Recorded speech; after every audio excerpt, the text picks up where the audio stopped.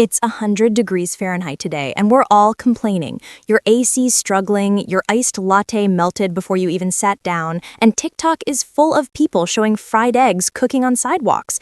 But imagine it's the 1700s. No AC, no fans, no iced lattes, just you in 17 layers of wool and lace, sweating like a rotisserie chicken.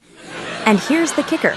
People back then didn't just hate heat waves, they feared them. They thought extreme heat meant evil air, miasma, even spirits floating in through the windows. And the worst part? Opening a window wasn't seen as refreshing, it was seen as dangerous. Basically, a summer heat wave was one long horror movie starring you.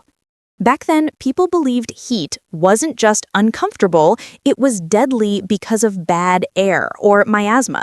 You didn't catch heat stroke, you caught evil vapors. Doctors warned that if you opened windows during hot spells, invisible poisonous clouds would creep in. Imagine suffocating in your wool suit while your doctor says, "Good news, sir, just keep the window shut." They also blamed food. Hot weather, don't eat cucumbers, they'll boil your blood. Avoid melons too. Basically, if it was juicy, people thought it would kill you in summer, which is tragic because that's literally when you need melons the most. Fast forward to today. Our version of surviving heat waves is fans, AC, sunscreen SPF 100, and crying into overpriced iced coffee. We binge Netflix while blasting the AC and complain online about energy bills. Meanwhile, in 1700s Europe, they were literally terrified to drink cold water during heat waves. Doctors warned it would shock the organs. Instead, they chugged warm beer because obviously that's safer. So, imagine two worlds. 2025, you're lying in bed, half naked, blasting AC. 1725, you're lying in bed wearing 3 petticoats, sweating under a feather comforter while drinking a warm ale and praying no demons crawl in through the window. Honestly, I'll take the AC bill. And here's the thing. Heat really did kill people back then. Records show entire towns losing dozens during heat spells.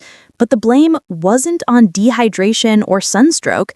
Nope, it was witches, bad air, or sinful behavior. In Italy, priests organized processions to pray away the heat. In France, some thought heat waves were punishment for dancing too much. Imagine canceling the village rave because the sun got mad at your moves. In England, pamphlets warned, do not eat fruit during heat waves, for it will rot inside you. Yep, the 1700s version of WebMD was basically, you're sweaty, you're probably cursed. Of course, fashion made it worse. You think jeans are hot? Try full corsets, waistcoats, wigs, stockings, and coats. All in July. Everyone smelled like wet wool and despair. Deodorant didn't exist, just lavender water sprinkled on your wig. The irony was pale skin was fashionable, so people avoided the sun like vampires.